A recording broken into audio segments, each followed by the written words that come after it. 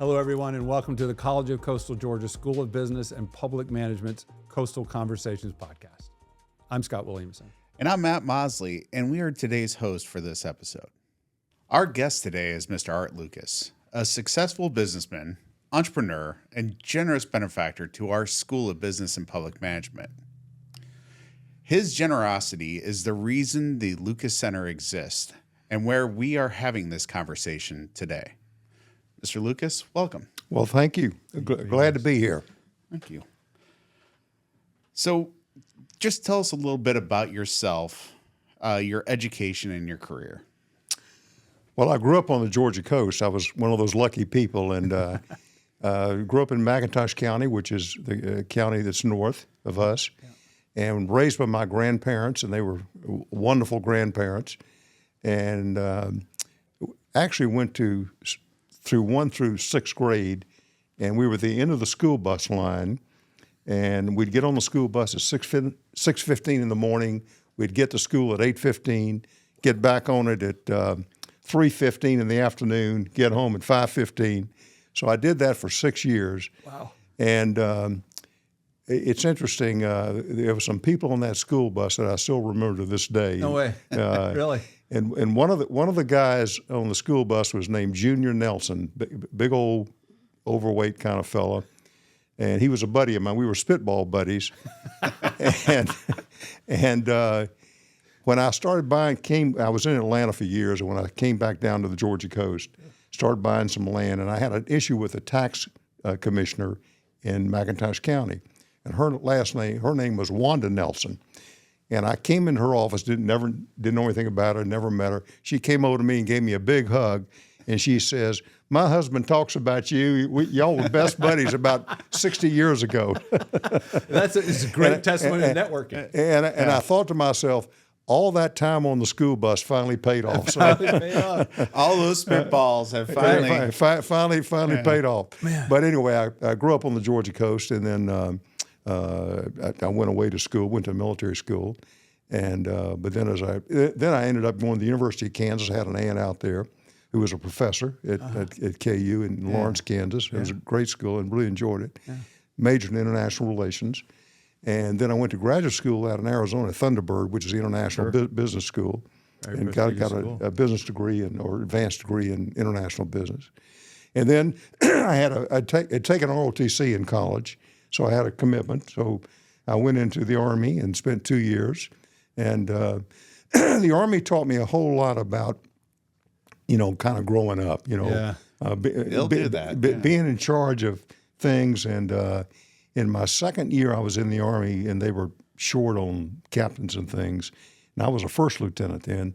They made me a company commander. I was at Fort Benning, and I had like 200 plus men under me. Wow. And I thought, I'm not, my college days are over. I'm not just responsible for me anymore. Right. No. And it was a great experience. It was $1 million experience that I probably wouldn't want to pay $1 to relive. But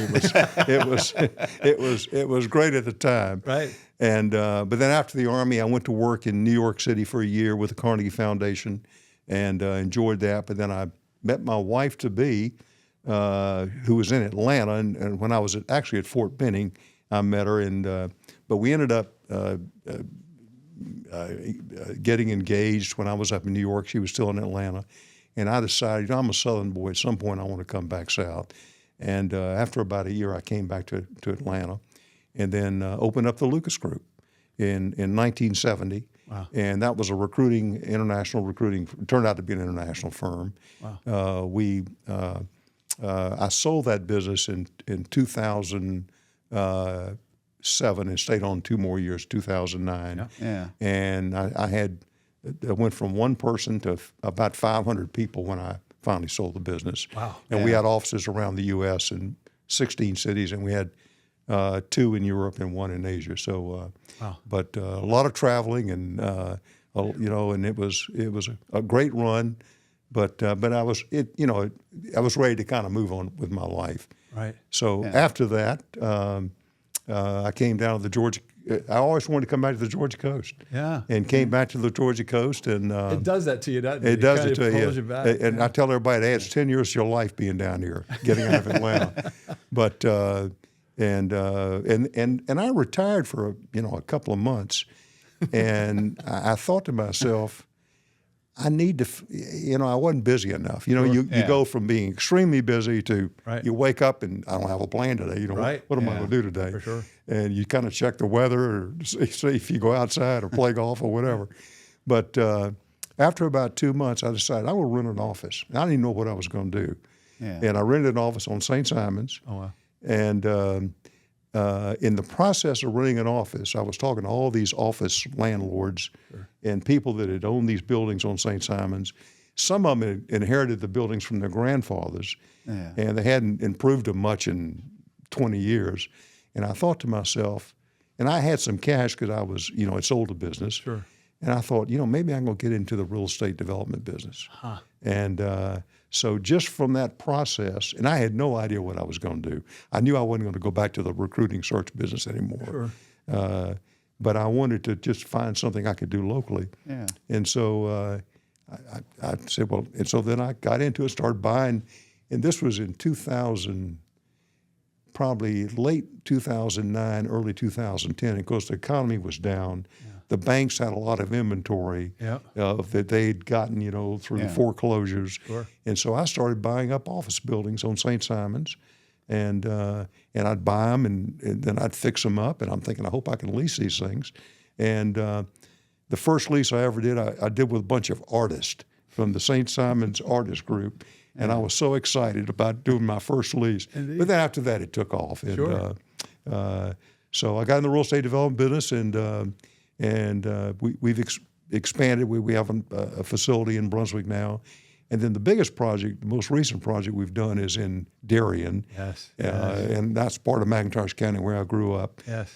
And I always wanted to give something back to that community because I was from there, and my mother's side was from there. Mm-hmm. And so I negotiated with the development authority over there for almost a year, and they were very suspicious because they had been burned by some other people. Yeah. And I said, "Look, I'm going to come in here and I'm going to do what I'm going to tell you I'm going to do." Sure. And they finally said, "Oh, we're going to give this guy a shot." And so I did a deal with them, and as you go across the bridge from this, and you turn right. There was an old factory there, had been there since the 1930s, an old seafood processing plant. Right. On this beautiful bluff, river bluff, overlooking the across the wave was the old plantation that would never be disturbed anymore, a beautiful land. And I said, I'm just going to come in and clean all this stuff out because it was a mess. I said, this is development property. This is on a river. Yeah. Yep. It's beautiful. It's got all this nasty stuff that goes back for 50 years or longer. And so I told them I was going to create jobs and do certain things, which was a contract, and we've overdone what we said we were going to do. Indeed. And the first thing I built were these condominiums, which is on that river bank, on the eastern side. And there were 12 of them, and when I first built them, I hadn't sold any. And they were pricey for Darien. Sure. I mean, I overbuilt them being a rookie builder. Uh-huh. And but finally sold one and then sold two. And by the third one we sold, then it took off. Wow. And we ended up selling all 12 quickly. Yeah. And then I could have sold 12 more. Yes. And that's kind of the way it goes. I should have built 24. Yeah, I should have bought more land. Exactly. But then we built another building which is closer to the bridge, which we will have a standalone restaurant in that, and we don't own the restaurant. We own the building. Right. And the crown jewel of the project is the hotel, and we built a upscale, kind of a high-end boutique, 53-room hotel, and we decided not to brand it. It's funny when you're doing this, and I'm new to the hotel business. I'm new to development. I'm new to the hotel business. You learn a lot by doing, I'll tell you. And I was getting all these calls from national chains saying, we'd like to have you take our brand, blah, blah. Right. And I finally decided, we're going to build. I'm used to building my own brand. Mm-hmm. It takes longer, particularly when you're in a little town like Darien, and you got to figure out how to bring customers in. Yep. But I ended up hiring this great guy who was in St. Martin's, who had run 5-star hotels around the world. His name was, and he's still my general manager. And I brought him in before the construction started. Mm-hmm. So thank God, because he'd been in the industry 40 plus years at the time. And he is a very knowledgeable fellow. He ran a hotel, the last hotel. And he kind of retired. He was 70 years old when I found him. I thought, one of he's too old, but then I spent some time with him. And I'll tell you a funny story about it. When I tried to, we'd had like 4 conversations on the phone. I'm in South Georgia. He's in St. Martin's. Right. He'd retired. I'd got his name through a guy that used to work for me who was in the recruiting business, who I called him up and said, he was in hospitality recruiting. Okay. I said, who do you know? And he said, I got 2 candidates. I interviewed them both on the phone. But I love this guy down in St. Martin's because he had a lot of energy. Yeah. And after about 4 conversations, I said, we got to bring you up to South Georgia, see if, my concern was he going to like South Georgia? Sure. Because he'd worked in Europe, he had worked in, French Polynesia. He's been everywhere. He was with the Oriental Express Company for about 20 years, and they have these high-end hotels around the world. He'd opened a bunch of them. So anyway, we got him a ticket, and then they shut the airport down. This is during COVID. And so a week goes by, 2 weeks go by. Yeah. By the 3rd week, and he and I are now talking on the phone almost daily, trying to get this thing figured out. Finally, he calls me up one day, which is great for interviewing. If you ever teach us in an interviewing class, he said, "Mr. Lucas," he said, and I can't get him to call me by my first name. He's a pretty formal kind of guy. Yeah. He said, "I've got a friend of mine who's got a boat that'll take me over to St. Bart's. When I get to St. Bart's, I'm going to get on a seaplane. Another guy I know who'll fly me to San Juan, Puerto Rico. When I get to San Juan, I'll get on Delta and I'll come around and I'll find." And I thought to myself, he said, "It'll take me all day to get there." And I said, "Well, I'm impressed, Bernard." Exactly. And that's exactly what he did. Yeah, yeah. And when he came, he said, and they ended up, we was going to stay 3 days, and he spent a week with me, so we had a great time. And he said, "Yeah, I think I can like Darien." He said, "I've been in various places." And he's kind of a big man on campus there anyway. So, believe it. But anyway, maybe too much of that story. No. It's fascinating stuff. But anyway, I got lucky when I found him because he came in and I had architectural plans, and he looked at them and he said, "We need to change, we need to tweak this, we need to change this layout a little bit." Again, I'm not a professional I was a customer of hotels because I did a lot of traveling with my old company because we were spread out. Right. Yeah. So I knew what a customer wanted. But this guy was a tactician, and knew how to run a hotel and how the flow works. Yeah. And so anyway, he and I are a pretty good team because I have a customer viewpoint, and he has a customer viewpoint too. But he understands how hotels work. Wow. So we changed a bunch of stuff, and then we built it. And we took extra 9 months because of COVID and all the things. Yeah. Trying to build something during COVID was crazy. I mean, it was absolutely, supplies, you couldn't get supplies, or you got them, then the workforce wouldn't show up. I mean, it was crazy. But we finally got it done, finally crossed the finish line. Yeah. And so right now, this morning I was in Darien, Georgia, and had a meeting with just I actually didn't run the meeting. I just sat in on a meeting with our management team who's there, and I like to pop in every so often just to listen to what they're talking about. Yeah. But so it's funny. I think retiring, a lot of people think about, oh God, if I can only make it to retirement. And I think no matter what you do in life, I think you got to stay busy. Sure. Yeah, and maybe you don't get paid for, you just have wonderful hobbies. And but I play golf a little bit, and I try to play once a week, and I love to hunt and do some things, but you can't do that every day. Right. And I like a schedule. I kind of like to have a to-do list, and maybe that's what I was used to. Sure. And the kind of business I'm in now, as long as my brain is working, I can do it if I'm 90 years old. Sure. As long as you physically have the energy to get out of bed. Of course. But I'm enjoying life. I don't work as hard as I used to. And I tell everybody now, I used to travel all over God's creation. Now I travel to Darien. Very good. That's great. That is so good. And it opens up a lot of other things for us to talk about.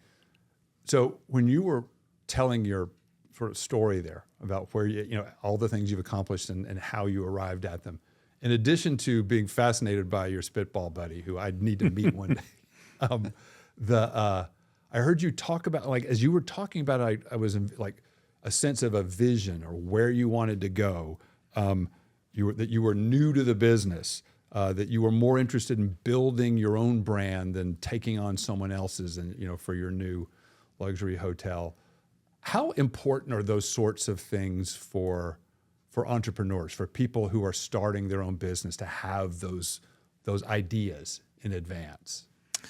Yeah, I think you have to probably even write it down, things that you want to accomplish and the directions you want to go. And, if you open a hotel, you could have a roadside hotel, you could have a 5-star hotel, you could have something in between. I mean, you have to really kind of figure out on your own, and maybe with a lot of feedback, but what your interests are. You want to follow your interest. Yep. And if your interest is doing something of a high-end hotel versus a roadside hotel, or if you want to do roadside hotels, if that's your interest. Yep. But I think you have to have a sense before you start the journey. You got to say, where am I going in this journey? And what's the map that I'm going to use to get there? Yeah. Right. So. Right.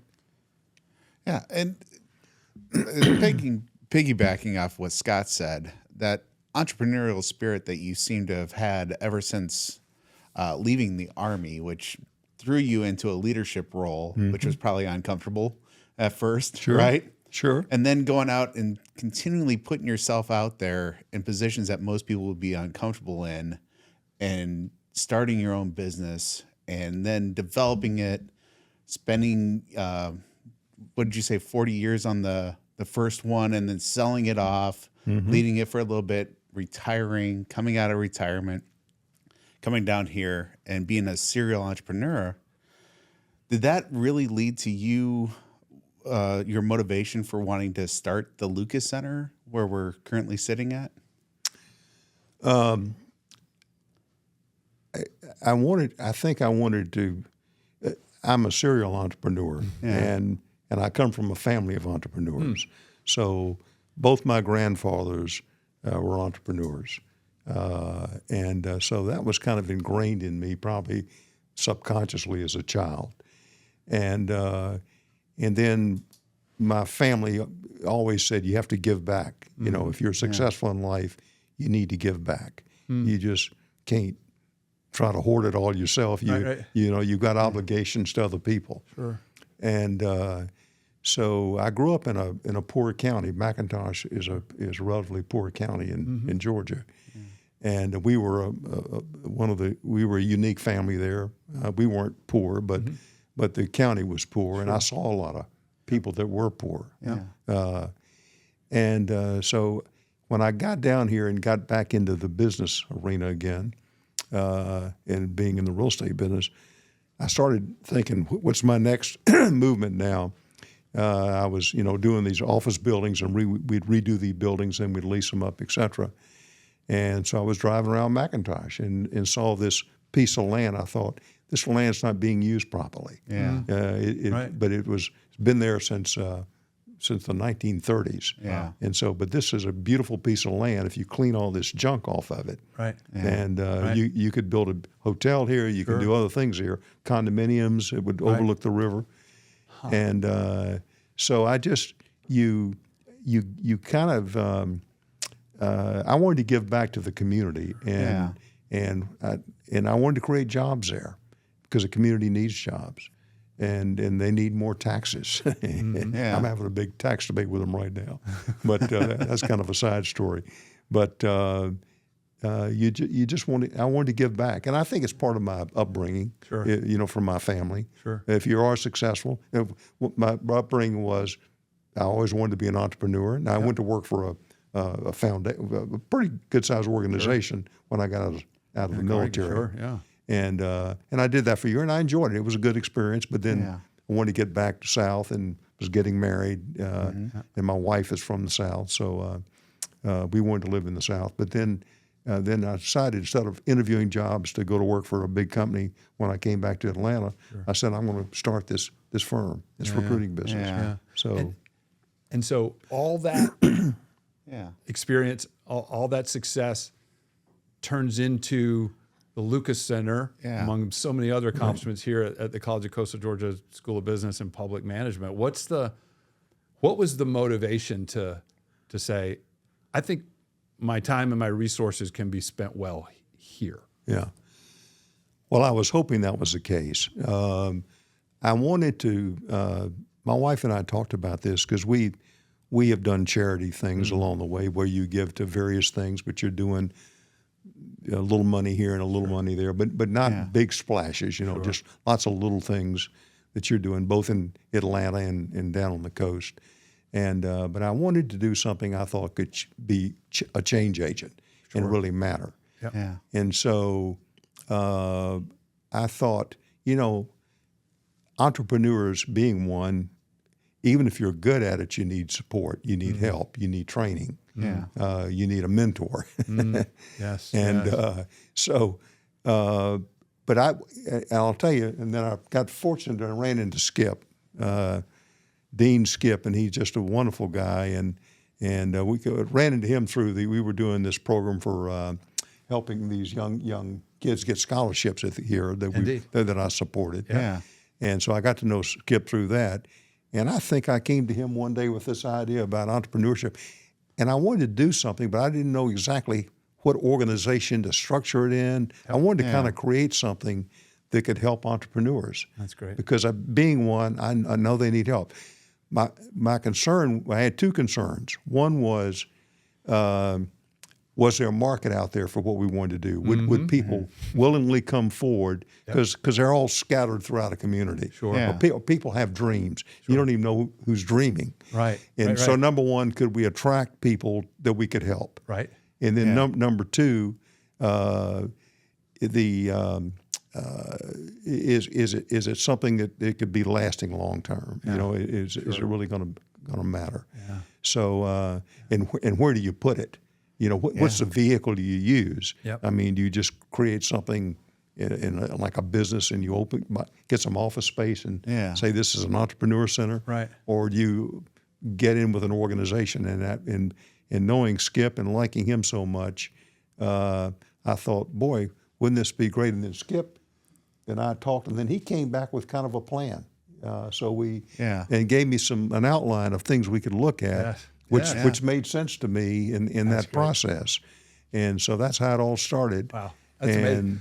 And so I didn't think I'm going to do it with the College of Coastal Georgia. I wasn't sure where to put it. Yeah. But having the relationship and Skip being a creative soul himself, Indeed. said, hey, I think we can make this work within the college, in the College of Business School. Yeah. And I thought, boy, that makes sense. Yeah. So now flash forward, and it's established, and there are people that are entrepreneurs in the community that are coming in and sitting in classes. There are students who are involved in this. There are businesses being started because of it. How does that make you? How does it make you feel? Well, I feel great about it, and I'm nothing's guaranteed to be successful in life, and so, I mean, and I've failed at times in business. I mean, we all do. Where you open an office that you shouldn't have opened, and it turned out to be a mistake, and and you were in the wrong market or had the wrong people or whatever. Yeah. Right. But failure teaches you something, probably a lot more than success does.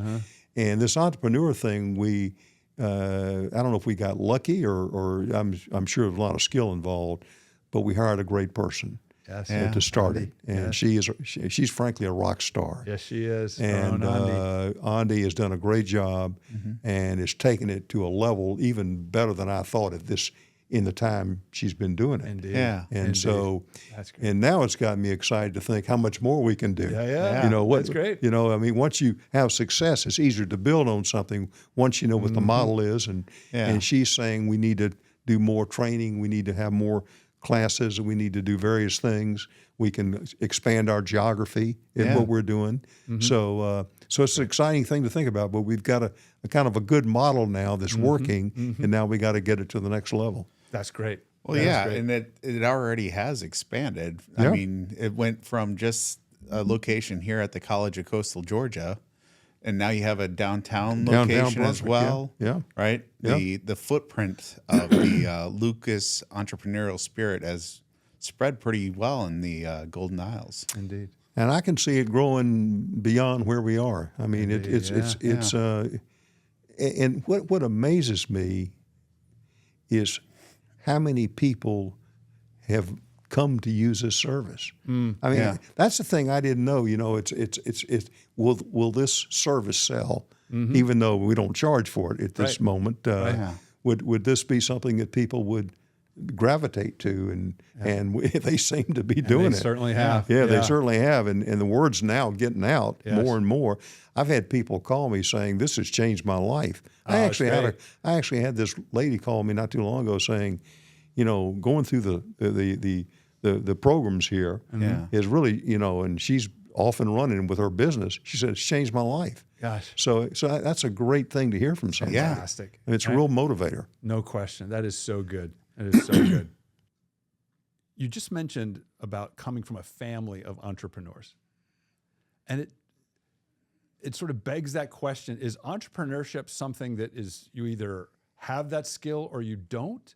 Or can it be taught? Can you learn it even if you don't come from a family with an entrepreneurial history? I do think it can be taught.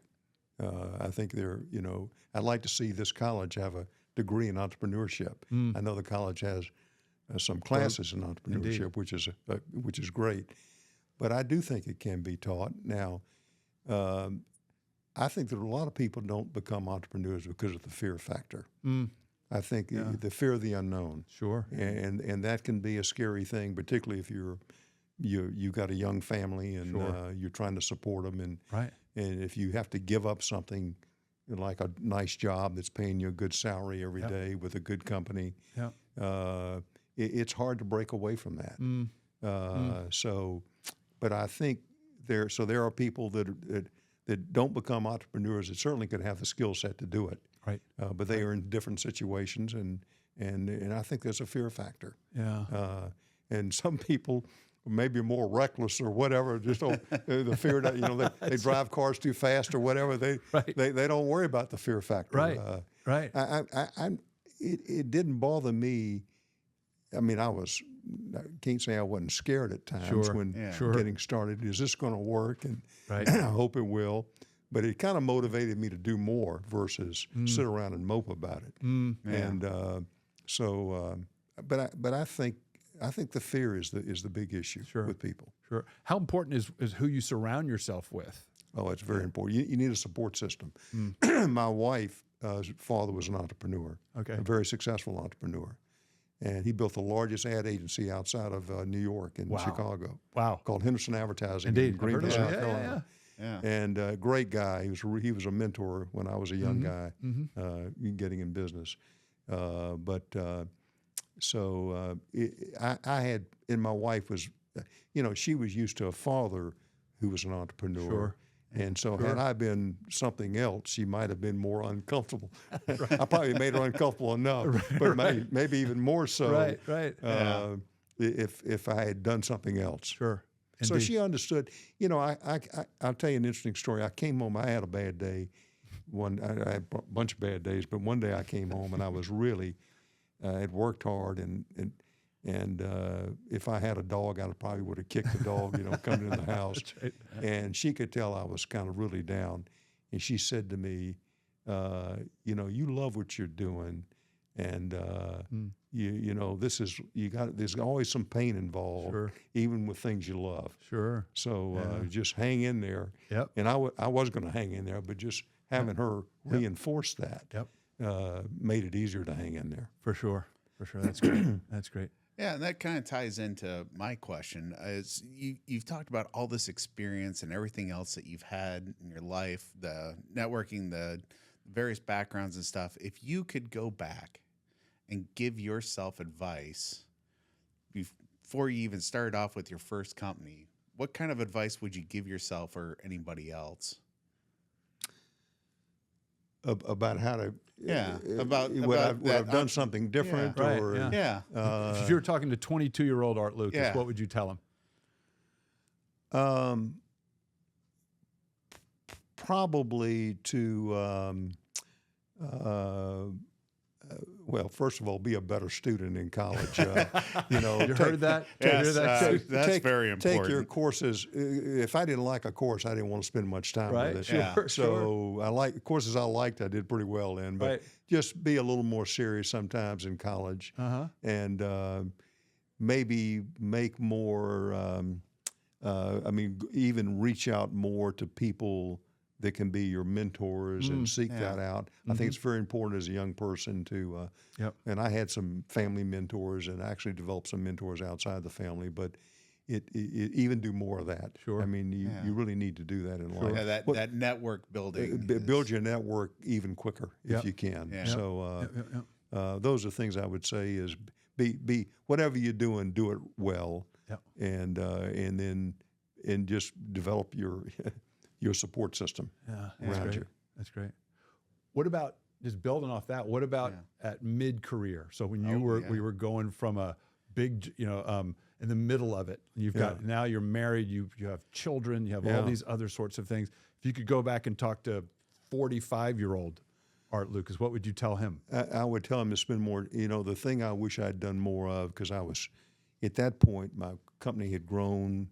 I was traveling a lot. I was trying to get offices set up in various places, to still do some of that, but spend more time with your family. If I had to do something again, I would have spent more time. I had 2 children, and I would have said, don't forget your family. Spend more time with your family.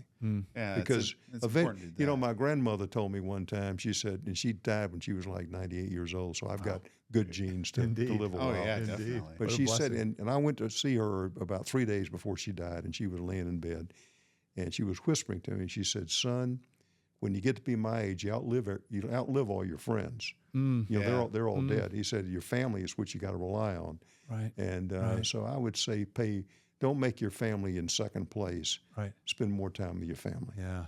You got to carve out that time, just like you did for your business. Now, my wife did a wonderful job of keeping the home front going, and so I was lucky to have that person who did that. But I should have done more. I understand that. And you talked a little bit about you retired, right? And then you became a little bit bored, right? Like you were like, okay, I've golfed today, I hunted today. Yeah. What kind of advice would you give to anyone else who may not have already been an entrepreneur or anything, but when they retire on what kind of advice would you give them? I think they need to find something they would love to do, and maybe it's a wonderful hobby they have. And some people have great hobbies that now they can spend a lot more. If it's a hobby that you can spend a lot of time with, but if you go from working a full schedule, and then all of a sudden you don't have a schedule, and I'll give you a story. Yeah. And it's kind of a sad story in a way. When I got down here. I met a guy named Ed Ralston, who was and I live on Sea Island, and Ed does too. And Ed, I went to some party I got invited to, and I met this guy named Ed Ralston. He was a wonderful guy, and he invited me to join his golf group. And there's he says we play every Saturday at Ocean Forest, and there's about 12 of us. And he said, Art, and I'm an average to below average golfer. So anyway, everybody likes playing with them. Yeah. So that's why you can always win money off a guy like me. You're an honest golfer. It sounds like. Yes. But anyway, so we had this group, and there was a great group of guys. There were a couple of Goldman Sachs partners in it. There was a guy who ran Barnett Banks. I mean, Ed had a huge carpet company up in North Georgia. Yeah. And I mean, those kind of people. There were 12 of us. And we wouldn't all 12 be there every time. We'd be, because people traveled, but we'd always have at least 6 plus usually every. And I really got to know these guys. Well, and this was starting in 2010 when I joined this group. Today, there are 2 of us that still play golf of those 12. 8 are dead. And the 2 guys that still play golf had worked to some degree. You know, I Sure. have a job, Right, and the right, other right. guy had kind of a job too. Yeah. And the other people, they went from these high-powered jobs to, like me for 2 months. Yep. What do I do today? Yeah. And now some had strokes, they had heart attacks. Right. Ed died of cancer. But I think it's unhealthy. The point I'm making, this sounds Yeah. kind of sad, and I don't No, but- want to Yeah. make it, but I think it's unhealthy to go from a vigorous whatever you're doing Yep. to Yeah. doing nothing. That's a great Yeah. point. And, Wow, and it's your a great brain insight, and your really. brain's not working much anymore. I mean, just to get out of bed to think, well, what am I going to do today? Yeah. Right. So I think now you don't all have to go out and make money. You can do something else, or Yep. join a volunteer group, or it can be whatever. Yeah. But you got to throw yourself into something. Right. What's your purpose? Like, Yeah. what is your purpose? What's your purpose in life? And Right. that honestly sounds like great advice for people of all ages. Right. I No, mean, it's a- college it's a students great right point. now who have Great free point. time. Yeah, you got to stimulate your brain It's a great Yeah. point. along with everything else. Yeah, I mean, it's the art, like having retired from private sector as well. It's the single most important conversation that people who are now retiring, who I knew in that old world, it's the one thing they want to talk about. What do I do now? Yeah. What do I Yeah. do now? And that's what we talk about, purpose. Like, what is your purpose? Because Yeah. you knew what it was for 25 years. It Sure. was exactly what the mothership told you it was. Right. Right. When you were climbing the corporate ladder. Exactly. Yeah. Exactly right. That's a great point. Yeah. That's a great point. So and I saw it. I mean, these were great folks, and of the there are four of us still alive. Well, one guy's got Alzheimer's, and the other guy's in a wheelchair. Yeah. And one of them was, I don't know if y'all know Dr. Larry Nicholson. Y'all know him? Heard the name? Yeah. Larry was a doctor here in the community, a great doctor, ear, nose, and throat guy.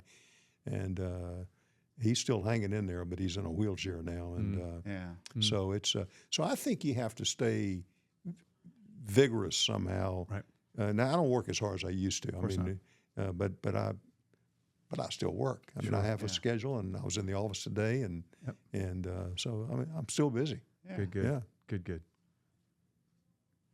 This has been super interesting. And one of my favorite questions to ask people is, what are you currently reading? Well, I love Winston Churchill, and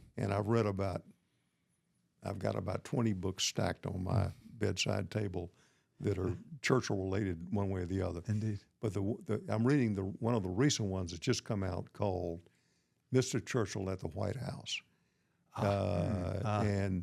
And when America got into World War II, right after Pearl Harbor, Yep. Yeah. Churchill came over to see FDR, Yeah. and this was like mid-December. And so, Wow. and he stayed at the White House. He moved into the White House. man. And of course, he disrupted the White House because course. he stays up half the night. You Sure. know, and Yeah. he's a kind of interesting character, has Indeed. all kinds of idiosyncrasies. You know, think about a guy like Churchill today. He probably could never get elected because, I mean, he drank all the time. He Smoked his cigars. He had smoked cigars. He had all kinds of crazy idiosyncrasies. He would have, he'd be taking a bath at 8 o'clock in the morning. He'd get up. He had a schedule. He was very Right. scheduled. Yeah. Right. But, and then he'd have the secretaries would come into the bathroom and he'd dictate to him when he's in the bathtub. So, I mean, today you'd Probably couldn't get away with that now. Couldn't get away with that now. But it's been a hot minute. But anyway, the current book I'm reading, and I'm about halfway through it.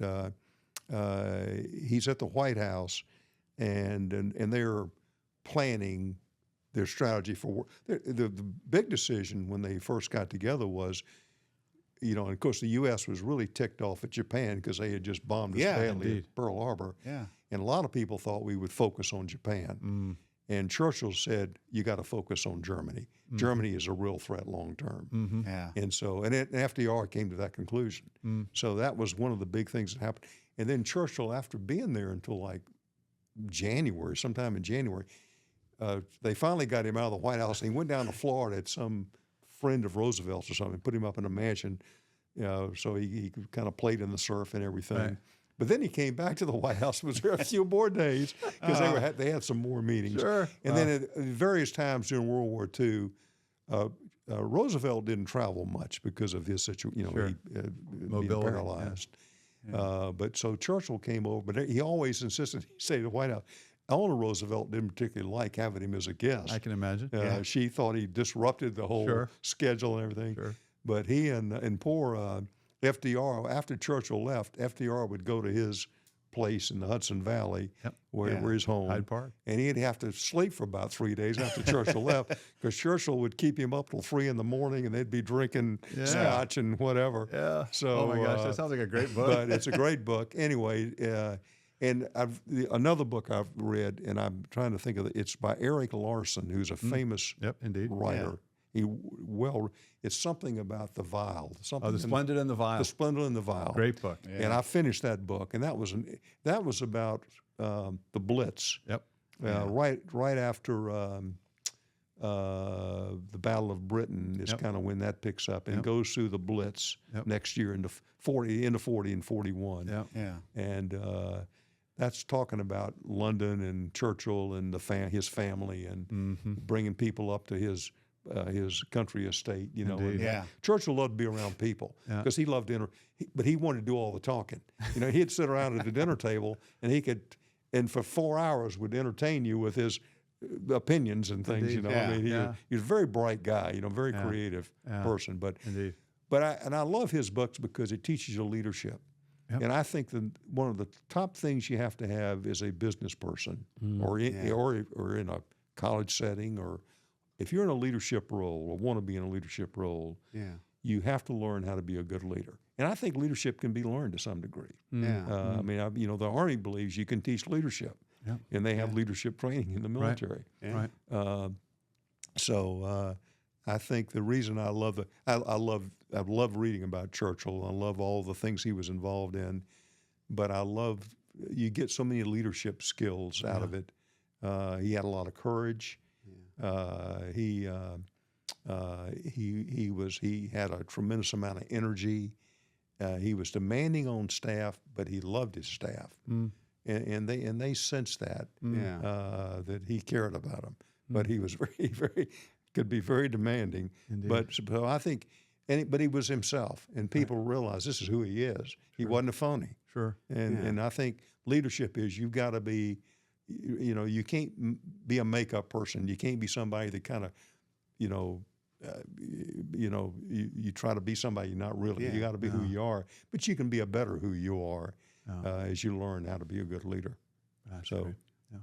Well, it's been fantastic. This has been wonderful. Yes. Speaking of leadership, I mean, the College of Coastal Georgia School of Business and Public Management and the Lucas Center are, in many ways, what they are and doing the things they do because of leaders like you. I mean, the role that you've played in our community here at our college, we're just so thankful and grateful for what you've done for Glenn County and McIntosh and coastal Georgia, what you'll continue to do, and for spending the time with us today. Well, this has been a lot of fun. I appreciate you inviting me, and I've enjoyed it. Oh, that's great. It's been enjoyable. Thank you so much. Thank you. Thank you. So, what a great conversation with Mr. Art Lucas. What a great first guest for the Coastal Conversations podcast. I mean, really, I couldn't have been happier with having a first guest, especially with so much that he's done for us. Yeah. What was your biggest takeaway, by the way? My biggest takeaway, something that's hit me, because it's kind of the way that I think anyways, is that you got to give back. Yeah. And, it's something that I share with my students that, it's important to recognize that nobody gets anywhere by themselves. We all have to do the work. Yep. But we all have this support network, and having a great support network around you really can lift you up and help you succeed. What about you? What was your favorite takeaway? I think it was the wisdom behind the idea of leaving a job and retiring doesn't mean stopping. Yeah. Right? The momentum that you carry into retirement, you can use to do great things. I mean, he started a whole other career in the hotel business, and then, to your point, he was giving back by creating the Lucas Center as well to help the next generation of entrepreneurs. Yeah. I mean, talk about the ultimate advice that we could get on our first episode, that you got to give back and that you never stop pushing forward, that you got to keep doing something. Yeah. If you enjoyed this conversation with Scott and Matt, please like and subscribe below, and we'll catch you next time on Coastal Conversations. Yeah, thank you for joining our first podcast. Until next time, see you.